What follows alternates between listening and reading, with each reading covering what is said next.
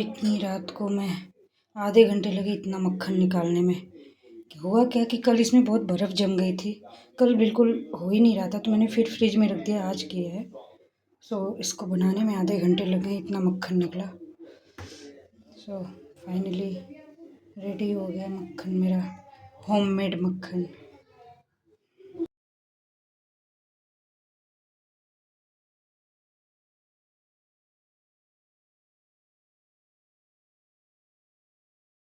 इसको सोचती हूँ मैं दिन भर क्या शूट करूँ, क्योंकि रोज़ मैं वही काम करती हूँ, वही सुबह उठना, ब्रेकफास्ट बनाना, रोटी बनाना, सब्ज़ी बनाना, दिन में दाल चावल बनाना, झाड़ू पोछा करना। तो सोचती हूँ मैं क्या शूट करूँ रोज़ एक ही चीज़।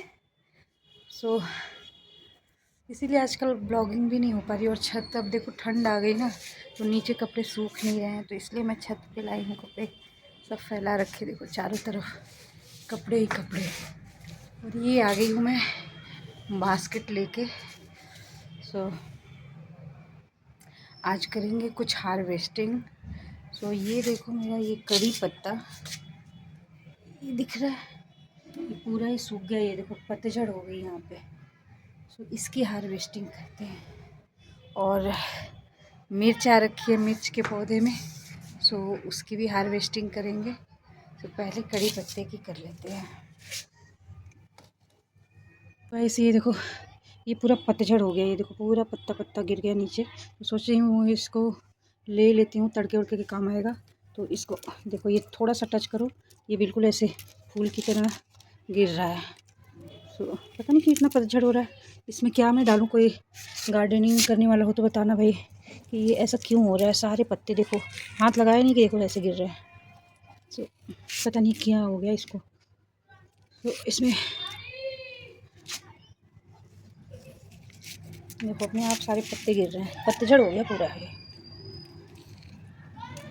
तो इसको ये पत्ते ले लेती हूँ मैं।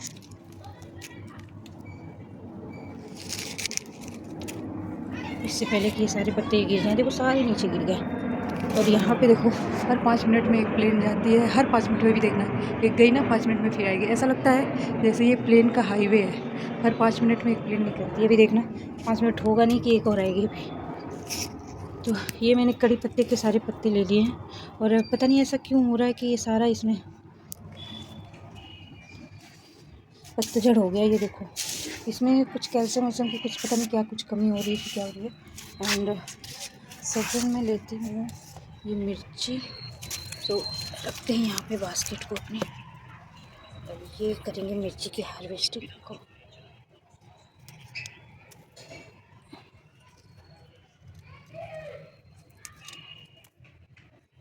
इधर भी है। ये देखो जब आप खुद से कोई चीज़ ग्रो करते हो ना, तो उसकी खुशी ही अलग होती है। इसमें मोटी मिर्ची आती है, इसमें पतली। तो अभी इसकी ब्रूनिंग कर रखी है हमने, तो इसमें भी आई नहीं है, शायद अब आए। और इसमें छोटा सा एक बैंगन आ रहा है। बैंगन को बंदरों से बहुत बचाना पड़ रहा है। इससे पहले भी 2 छोटे आ रखे थे, और झुंड के झुंड बंदर घूम रहे हैं, तो बंदर खा जा रहे हैं। ये मेरा देखो, ये क्या फूल है, डहेलिया का फूल। ये एग्जोरा है, इसमें फूल अभी आया नहीं है। तो डहेलिया, ये मेरा अपराजिता, ये अपराजिता धीरे धीरे ग्रो कर रहा है। ये हिबिस्कस में फूल नहीं आ रहे हैं यार। इसमें भी देखो पता नहीं, ये सीताफल है, मतलब कद्दू, इसमें फूल आ रहे हैं पर सूख जा रहे हैं। मतलब मेल फूल आ रहा है, फीमेल वाला फूल नहीं आ रहा है, जिससे कि कद्दू बने, सीताफल बने। तो देखते हैं। बाकी मुझे नीचे की तुलसी जी सूख गई हैं। बीज बहुत डाल रही हूँ लेकिन नई तुलसी जी ग्रो नहीं कर रही हूँ। ये मैं टमाटर के नए प्लांट डाल रखे हैं, पता नहीं मतलब जिस हिसाब से सब्जियाँ मैं लगा रही हूँ ना, उस हिसाब से हो नहीं रहा। ये वो है रेड मूली, क्या कहते हैं उसको, वो रेड वाले को क्या बोलते हैं, क्या नाम है उसका, देखो इसके डंठल रेड रेड हो रखी है, क्या बोलते हैं शायद, बीटरूट नहीं है इसको, रेड मूली है कुछ। इसको देखो, ये देखो ये प्लेन कितनी नीचे जा रही है, हर 5 मिनट में एक प्लेन जाती है यहाँ पे। ऐसा लगता है ये प्लेनों का हाईवे है, और पता है इतनी नीचे जाती है कि उस पर लिखे नाम भी हम पढ़ लेते हैं। किसी पे इमरात लिखा, संयुक्त राज्य इमरात लिखा रहता है, तो कोई तो इंडिगो की होती, वो तो इंडिया की है। तो बैगन के पत्ते देखो कैसे होते जा रहे हैं। इसमें क्या डालूं ऐसा कि ये थोड़े से हेल्दी हो जाए।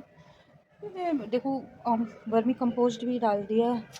बाकी मैं घर पे ये जो होता है प्याज के छिलके से जो बनाते हैं, वो पानी में भिगो के वो भी डालती हूँ, बट कुछ रिजल्ट नहीं मिल रहा है इनका। तो ऐसा क्या करूँ इनमें कि आए।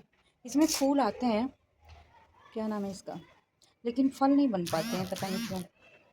क्या करूँ, ये सारे पत्ते पीले हो रहे हैं। जैसे सर्दियाँ आई, ये भी हिबिस्कस है, ये अपराजिता है, और ये भी ग्रो कर रहा है। तो समझ नहीं आ रहा कि इनको क्या करूँ। एक यहाँ भी देखो, ये सीताफल लगाया था, इसमें बिल्कुल ग्रोथ नहीं है, पता नहीं क्यों ऐसे पौधे हो जा रहे हैं। ये देखो पूरा पतझड़ हो गया है इसका, तो पता नहीं क्या ही दिक्कत हो गई है इसको। इसको किसी अलग प्लांट में ग्रो करती हूँ। बाकी ये जो इंडोर प्लांट थे, इनको भी मैंने छत पे लाके रख दिया है। मुझे लगा कि थोड़ी सी धूप मिलेगी तो थोड़ा सा ये भी हेल्दी हो जाएंगे, क्योंकि अब सर्दियाँ आ गई ना, तो इनको भी धूप मिलती नहीं है नीचे। तो इनको भी मैंने ऊपर ला के रख दिया है। इसमें नए कुछ मैंने सब्जियों के बीज डाले हैं, जैसे ब्रोकली, कैबेज वगैरह। अब देखो वो ग्रो करते हैं कि नहीं। टमाटो ग्रो कर रहा है, बट हो नहीं रहा है। जब मतलब एक टमाटो का पेड़ भी अच्छे से हो जाता है ना, तो उसमें ढंग के टमाटो आते, बट हो ही नहीं रहा है, पता नहीं क्यों। तो दिक्कत हो रही है। तो आज की हार्वेस्टिंग यही है, मिर्ची और कड़ी लीव्स, करी के पत्ते।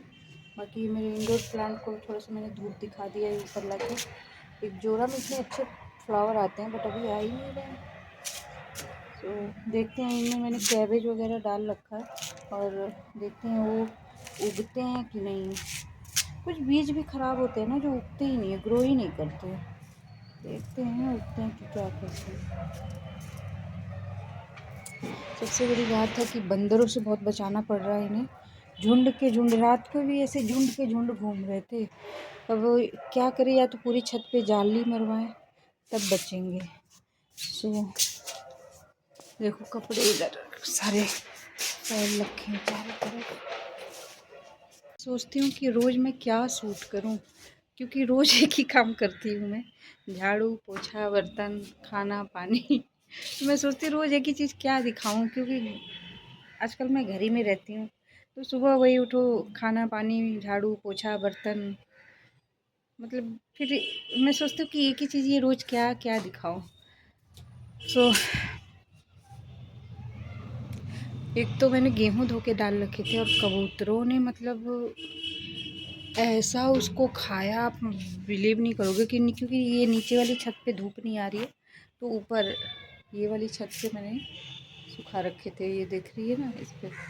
और क्या झुंड के झुंड कबूतरों ने खाया, क्योंकि अब धूप थोड़ी कम हो रही है, तो 2 दिन मुझे डालना पड़ा। उस 2 दिन में आप बिलीव नहीं करोगे 10 किलो गेहूँ धोया था। मेरे ख्याल से मुश्किल से 1 या 2 किलो गेहूँ बचा होगा। आपको बिलीव नहीं होगा कि मतलब ऐसे झुंड के झुंड गिरते हैं कबूतर ना, मतलब सारा गेहूँ खा गए, सारा खा गए। सो आजकल मतलब छत पे कुछ डालो तो या तो बैठो वहाँ सुखाओ, तब तो कुछ बचेगा, नहीं बैठोगे तो फिर सब गया।